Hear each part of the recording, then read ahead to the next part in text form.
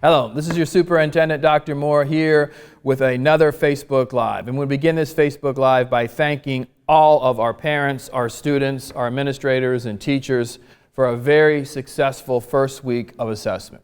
We just now are closing the week on our FSA assessments in writing and third grade reading, and it was an absolutely outstanding week. Very successful and testing environments were provided to our children.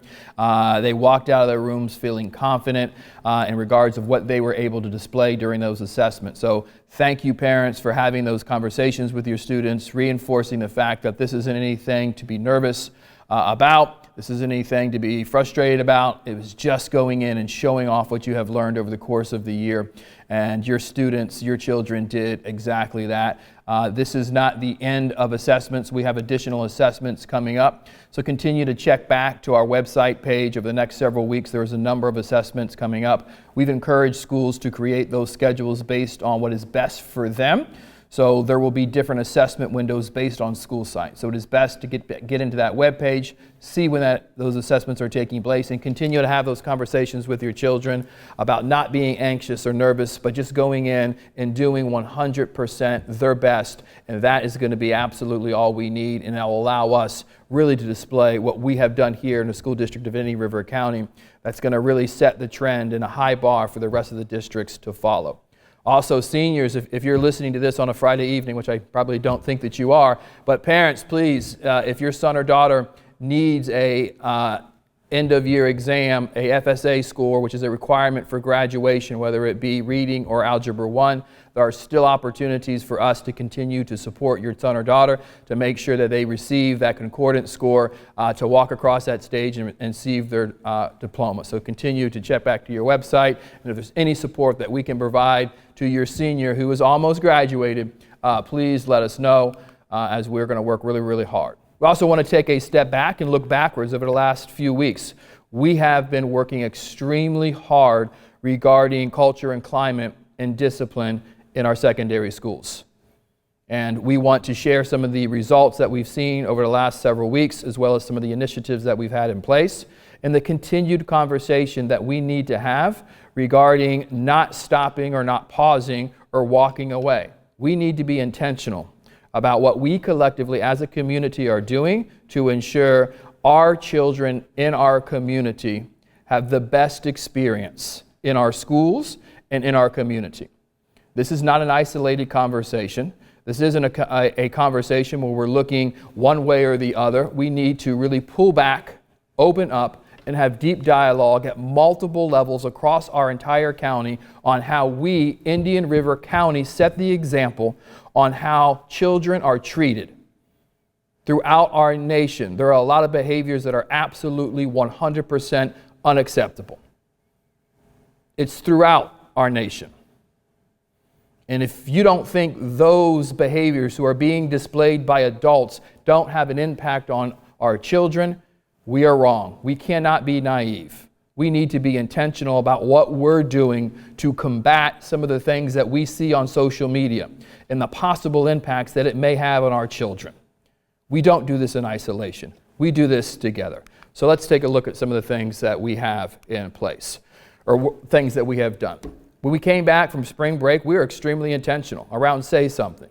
This was the opportunity for all 6 of our secondary schools to engage in conversations with students and community and parents around the willingness to stand up and speak out when there's something that is going to happen that may lead to violence or harm or someone is being mistreated.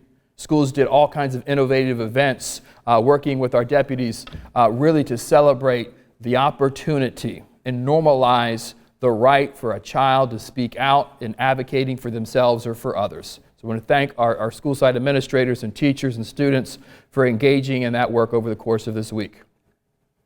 We have, for the last several weeks, been reinforcing the use of Fortify Florida. And I would ask every single parent to ask your son or daughter this evening, the next time you see them, hey, tell me about Fortify Florida. And if they don't have an answer, take them directly to our website where you can find information. This is the anonymous reporting app that's on all of our devices at our schools. It can be on the phone that they have. This is the opportunity for them anonymously to report anything. It comes to me, it comes to district staff, it goes to deputies, it goes to school site administrators, and we immediately can respond. This is a great tool that everyone in our community needs to know is available to our students. Ask them, and if they don't know, let's inform them together. Also, visit our website. Have a conversation regarding your son or daughter around some of the resources around mental wellness that are available. That's a conversation parents and children can have, and saying if this is something that we can do, it's a phone call or text away. Please have that conversation. And let me remind you again, that survey is open for parent feedback. If you have not had the opportunity to provide us with that feedback, it is crucial. We will use this summer to disaggregate that data. We will pull each of our school leadership teams together. We will review the information that you provide to us, and we will make organizational changes. We'll shift how we're doing our work in order to be responsive to that information that you share with us. We'll create evaluations for our district team and our principals based on this information. That's how important it is for us as a system to learn. And we learn by listening, so that's extremely important. Parents, you see it firsthand. You have those conversations. We are desiring deeply the opportunity to receive that feedback so we can be the system that sets the example on how to educate children in today's reality. Also want to be very open and transparent regarding our data. This is all data that's available for everybody on our website, pulled directly from our website that everybody in the world has access to. And what we're looking at here is a comparison between February and March, 18 days of school in both of those months. And you see a decline in disciplinary referrals being written, and you see a decline in suspensions, outdoor suspensions being reduced. We're not going to celebrate that. We want those numbers to be zero. And we as a community shouldn't stop until we hit that zero. And that means we work together to make sure that happens. And I would challenge each and every single parent. If you're a member of a community organization, have that conversation. Take it to that group. Have conversations about what we can do as a community to protect our children. As you go to church or your synagogue this coming weekend, have conversations with your pastor. What can we do as a body of believers to have deep conversations, to set an expectation on how our children are treated in our community? We can't solve this unless we open up the lines of communication and dig into conversations at every level in our organization. This is a call to action. When you look at some of the things that have become socially acceptable throughout the United States, we as a county need to stand up and say, not here, not in Indian River County. We are better than that. We will protect our students. We will protect our children. This is what we need to do collectively. We need to engage in conversations, transparent, open, and honest dialogue. Here's the data. I'm showing it to you. I don't celebrate this decline. I say this decline is not nearly good enough. But if we're going to be the community that we claim to be, and we're going to be the community that we claim to be, we need to open up the lines of communication at all levels of our community. We need to expect certain behaviors from ourselves as well as our children, and we do that together. So we'll continue to have those conversations. I'm throwing up on the screen now some things that you could look at, possible, issues that we see in our schools. Most of these I've mentioned, some of the social media and cyberbullying. You need to sit with your son or daughter with that device. And some of those things and some of the harassment that is taking place with the use of those devices is despicable. Despicable. We need to engage in those conversations. We need to ensure with that right comes certain responsibilities in having that device. Some of the TikTok challenges and the abuse that children have to face because of those challenges that are being issued. We're better than that. Our children should not be causing harm, whether it be physical or emotional harm to others, because of a simple challenge someone somewhere else in the United States issued. We have to do that. We have to be willing to have those conversations around things that happen in the community. That's always going to happen in every community across the entire United States. But we need to encourage the opportunity to resolve those issues peacefully, to engage in the skills and the behaviors that lead to a positive outcome when situations arise. We need to expect that at every level of our community. And we've said these as well as you look at this screen. Model respectful, responsible, and healthy behaviors. All change begins with self. I myself, every member of our community, how do I display and model behaviors for our children? Every administrator, every teacher. We have to continue to have that internal reflection if we're going to take this on collectively as a community. That's social media. I've already mentioned that. Please continue to look at that. Maintain communications. Our administrators, our support staff, they are here to work and support you. When you have issues or concerns or frustrations, contact your school. And I would challenge each and every single member of our community, when you have a frustration, don't let it fester.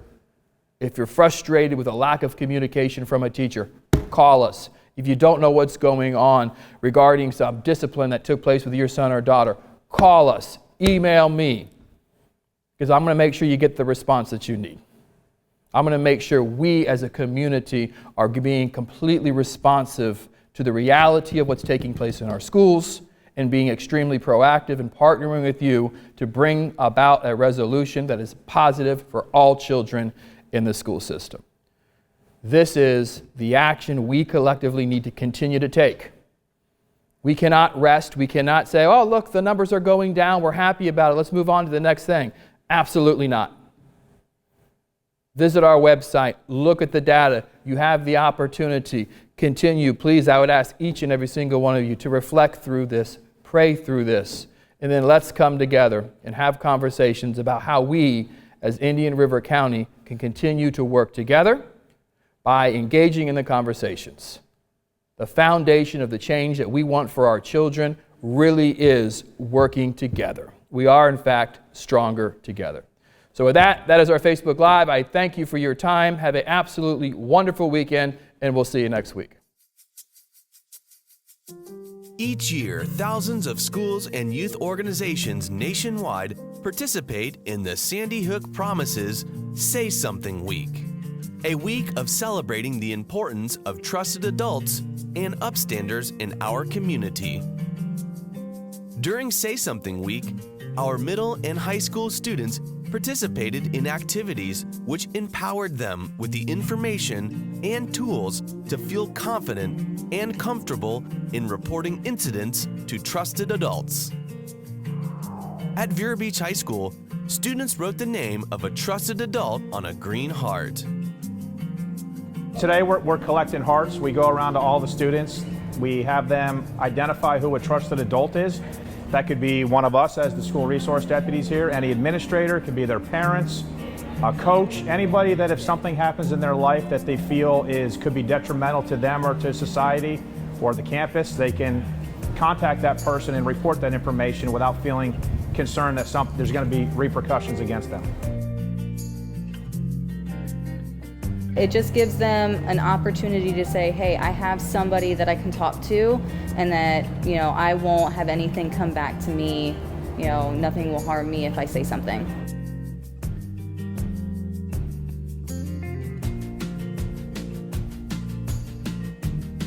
At Sebastian River Middle School, students took the Say Something pledge during lunch. By taking this pledge, students vowed that they will talk to a trusted adult if they feel they or someone else is in danger. After taking the pledge, students painted their pinkies green to remind them to always say something. Having a trusted adult is is so important these days, and to make sure that they know that there are options as far as talking to people when they're having difficulties in their life. Thank you to our students and schools who participated in Say Something Week. The School District of Indian River County encourages all students to always say something.